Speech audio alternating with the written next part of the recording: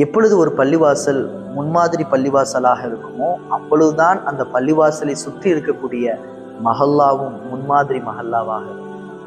நபி ஸல்லல்லாஹு அலைஹி வஸல்லம் அவர்களுடைய காலகட்டத்தில் பள்ளிவாசல் என்பது 3 விதமான கோணங்களில் இயங்கி வந்தது.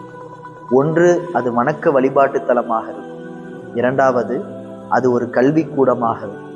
மூன்றாவது, அது அரசியல் பேசும் நாடாளுமன்றமாகவும். ஆனால் தற்காலகட்டத்தில் இருக்கக்கூடிய பள்ளிவாசல்களை நீங்கள் எடுத்துக்கொள்ளுங்கள். அங்கே வணக்க வழிபாடு விஷயத்திலையும் மக்கள் அடித்துக் கொள்கின்றார்கள். அங்கே கல்விக்கான முன்னெடுப்புகள் அந்த அளவிற்கு ஏற்படுத்துவதில்லை. மூன்றாவதாக, அரசியல் பேசுவதற்கு பெரும்பான்மையான பள்ளிவாசல்களில் அனுமதி அளிப்பதே கிடையாது.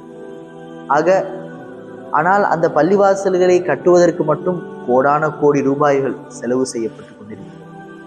இதன் விளைவாக அந்த ஊரில் பசி தலைவிரித்து ஆடுகின்றது, ஏழ்மை அதிகமாகிறது, கல்வி அறிவு சரியான முறையில் மக்களுக்கு போய் சேர்வதில்லை, அரசியல் தெரிவு மக்களுக்கு ஏற்படுவதில்லை.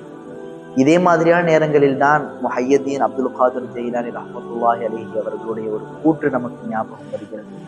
லுக்மத்து ஃபி பத்னி ஜாஇன் கைரும் மின் பினாஇ அல்ஃபி ஜாமிஅன். ஒரு ஏழையினுடைய வயிற்றில் ஒரு கவலம் உணவிடுவது 1000 பள்ளிவாசல்களை கட்டுவதை விட சிறந்தது. அஸ்ஸலாமு அலைக்கும் வரஹ்மத்துல்லாஹ்.